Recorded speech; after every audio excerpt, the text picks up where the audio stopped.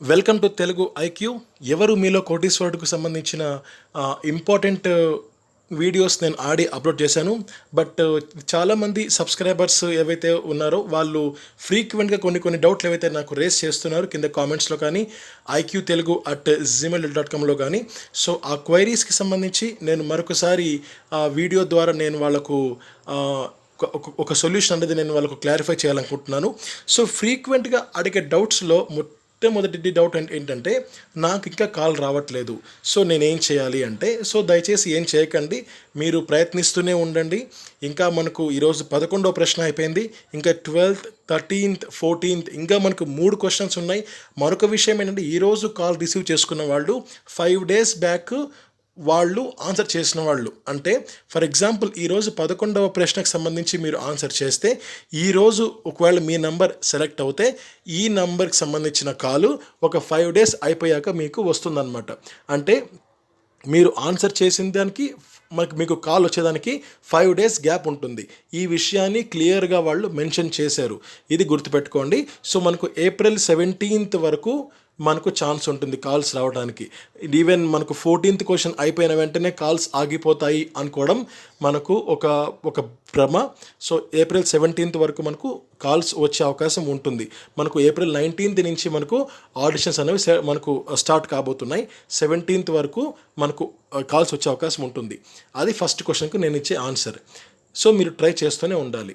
Second question ఏంటంటే, నాకు call వచ్చింది, దానికి సంబంధించిన క్వశ్చన్స్ నేను ఆన్సర్ చేయలేకపోయాను అంటే 3 క్వశ్చన్స్లో 3 క్వశ్చన్స్ ఆన్సర్ చేయలేకపోతే అది ఇంకా ఎవరేం చేయలేరు. బికాజ్ అది మీకు కాల్ అంటే మీకు ఆపర్చునిటీ మిస్ అయిపోయినట్లే.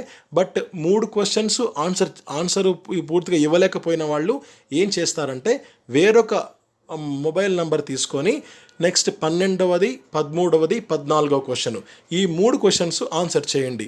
ఒకవేళ మీకు అదృష్టం అన్నది ఉంటే మీకు ఆ 3 క్వశ్చన్స్కి సంబంధించిన ఆన్సర్ అన్నది మీకు వచ్చే అవకాశం ఉంటుంది.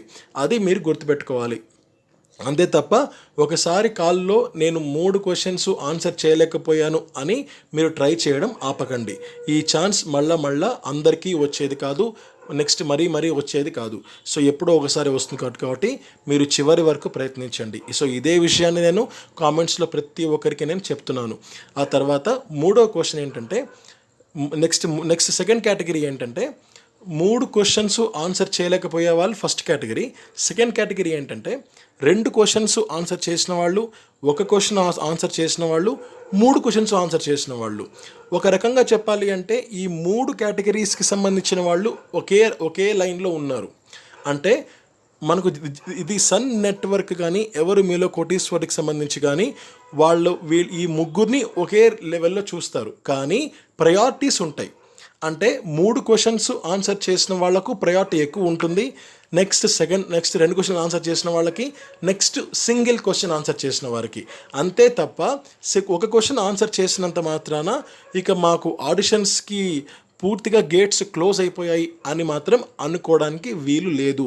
బికాజ్ ఎందుకు అంటే 3 క్వశ్చన్స్ ఆన్సర్ చేస్తేనే ఆడిషన్స్కి అని కానీ, 2 క్వశ్చన్స్కి ఆన్సర్ చేస్తేనే ఆడిషన్స్కి అని కానీ ఎక్కడ మెన్షన్ వాళ్ళు చేయలేదన్నమాట. సో మీరు సింగిల్ క్వశ్చన్కి కరెక్ట్గా ఆన్సర్ చెప్పినా సరే మీకు గేట్స్ అయితే ఓపెన్ ఉన్నాయి. అయితే ప్రయారిటీ బేసిస్ మీద మీకు రావచ్చు, రాకపోవచ్చు, అది ఎవరు చెప్పలేని పరిస్థితి. అది ఒకటి.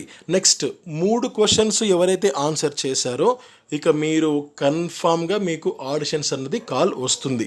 మేబీ లేట్ అవ్వచ్చు కానీ కన్ఫామ్గా మీకు వస్తుంది. అదైతే డ్యామ్ షూర్, పక్కా.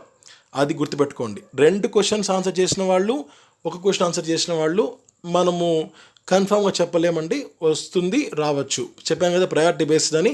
సో మీకు రావచ్చు, రాకపోవచ్చు, బట్ మీరు మాత్రం ట్రై చేస్తూనే ఉండండి. సో నెక్స్ట్ మీకు ఆడిషన్ కాల్ రాకపోయినా సరే, 2 క్వశ్చన్స్ ఆన్సర్ చేసినా సరే, నెక్స్ట్ క్వశ్చన్స్కి మీరు ఆన్సర్స్ ఇస్తూనే ఉండండి మీరు. అది నేను మీకు ఇచ్చే సలహా. నెక్స్ట్ క్వశ్చన్ ఎక్కువ మంది అడిగేది ఏంటి అంటే, నేను ఆన్సర్ చేశాను, నాకు ఆడిషన్కి సంబంధించిన వెన్యూ, టైం, కాల్ వచ్చింది, నెక్స్ట్ ప్రాసెస్ ఏంటి అని అడిగారు.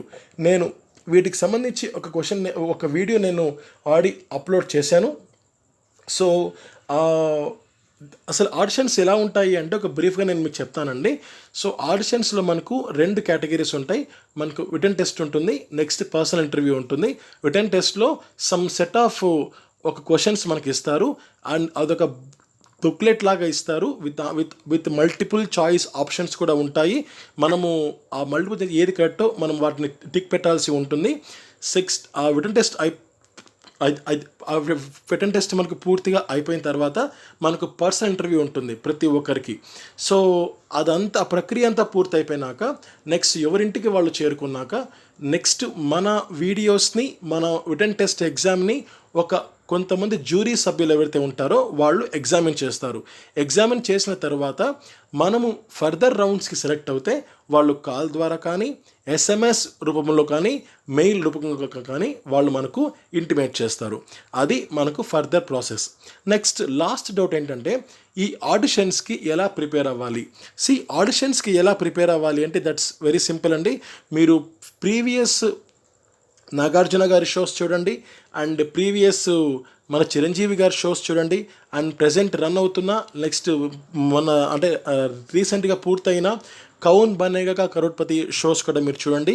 సో ఆ షోస్లో ఎక్కువ వాల్యూ ఉన్న క్వశ్చన్స్ ఏవైతే ఉంటాయో ఆ క్వశ్చన్స్ని ఎక్కువగా మీరు కాన్సన్ట్రేట్ చేయండి. నెక్స్ట్ అది మాత్రమే కాకుండా ఒక లాస్ట్ 6 to 8 months వరకు ఉన్న కరెంట్ అఫైర్స్ ఎక్కువగా ఇంపార్టెంట్ కరెంట్ అఫైర్స్ ఏవైతే ఉన్నాయో సో వాటిని మీరు ఎక్కువగా ఫోకస్ చేయండి. ఈవెన్ ఇప్పుడు మీరు చూసినట్టయితే ఈ రోజు దాకా మనకు 11 క్వశ్చన్స్ పూర్తయినాయి. ఈ 11 క్వశ్చన్స్ కూడా మనకు స్టాటిక్ అంటే ఏంటంటే ఒక క్వశ్చన్కు ఒక ఆన్సరు ఇంకొక 100 సంవత్సరాలైనా సరే అదే ఆన్సరే ఉంటుంది. సో అంటే ఫర్ ఎగ్జాంపుల్ పింక్ సిటీ దీన్ని మనము జైపూర్ అంటాం. సో ఇంకొక 100 సంవత్సరాలైనా సరే మనం అది పింక్ సిటీ అదే ఉంటుంది. సో అలా అనమాట, వాటిని స్టాటిక్ అంటాం. సో స్టాటిక్ని కొంత అడిగారు, కరెంట్ అఫైర్స్ని వాళ్ళు ఎక్కువ అడిగారనమాట. ఫర్ ఎగ్జాంపుల్ ఇప్పుడు మనము అబ్జర్వ్ చేస్తే స్టీల్ ప్లాంట్ గురించి అడిగారు. నెక్స్ట్ ఇది జువలాజికల్ పార్క్ ఎక్కడుంది? సో జువలాజికల్ పార్క్ అనేది మనకు స్టాటిక్ కిందకి వస్తుంది. స్టీల్ ప్లాంట్ అన్నది మనకి ఇప్పుడు ఎక్కువగా ఆందోళన ఉంటున్నాయి కనుక అది మనకు కరెంట్ అఫైర్ కిందకి వస్తుంది అనమాట. సో నెక్స్ట్ ఈరోజు అడిగిన ప్రశ్న విషయానికి వస్తే సో సెప్టెంబర్ 2020లో ఏ గేమ్ని మన ఇండియన్ గవర్నమెంట్ పూర్తిగా మనకు రద్దు చేసింది? సో అది ఈరోజు అడిగిన క్వశ్చన్. సో దీనికి నేను ఆన్సర్ నేను వీడియో పెట్టాను కదా. సో ఆప్షన్ ఏ అండి పబ్జీ. సో ఇది మనకు సెప్టెంబర్లో అంటే ఇప్పుడు మనం ఏప్రిల్లో ఉన్నాం. సో లాస్ట్ 8 months అనమాట. సో అలా last 6 to 8 months current affairs కనుక మీరు లైట్గా మీరు కనుక అబ్జర్వ్ చేస్తే దెన్ ఆటోమేటిక్గా ఆడిషన్స్లో చాలా ఈజీగా క్వాలిఫై అయిపోతారు.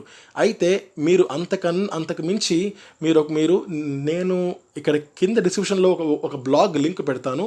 ఆ బ్లాగ్ లింక్ని కూడా మీరు విజిట్ చేయండి. సో ఆ బ్లాగ్ ఏంటంటే ప్రీవియస్ మీలో ఎవరు కోటీశ్వరుడు క్వశ్చన్స్ ఏవైతే ఉంటాయో ఆ క్వశ్చన్స్ని ప్రజెంట్ జనరేషన్స్కి అంటే ప్రజెంట్ కరెంట్ అఫైర్స్తో లింక్ చేసి నేను పూర్తిగా ఎక్స్ప్లెయిన్ చేసే విధంగా నేను పోస్టులు పెట్టాను అనమాట. సో అవి కూడా మీరు చూడండి, మీకు ఆడిషన్స్కి అది కూడా మీకు యూజ్ అయ్యే ఛాన్స్ ఉంటుంది. సో ఆ లింక్ని నేను కామెంట్స్లో తర్వాత నెక్స్ట్ డిస్క్రిప్షన్ బాక్స్లో కూడా పెడతాను. సో మీరు ఆ లింక్ని క్లిక్ చేసి ఓపెన్ చేయాలని నేను కోరుకుంటున్నాను. సో ఈ 8 months కరెంట్ అఫైర్స్ ఏవైతే ఉంటాయో అవి మీకు చాలా కీలక పాత్ర పోషిస్తాయి. సో దీనికి మించి ఇంకొకటి ఉంది. అదేంటి అంటే మీ యొక్క మైండ్ సెట్. సో ఎంత కూల్గా వీలైతే అంత కూల్గా మీరు ఉండాలి. బికాజ్ మైండ్ కూల్ లేకపోతే 2+3 ఎంత అన్నా కూడా మనము ఆన్సర్ తప్పు పెట్టే అవకాశం ఉంటుంది.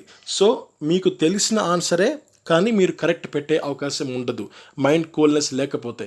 సో 99% మైండ్ని కూల్ పెట్టుకోవడానికి ట్రై చేయండి.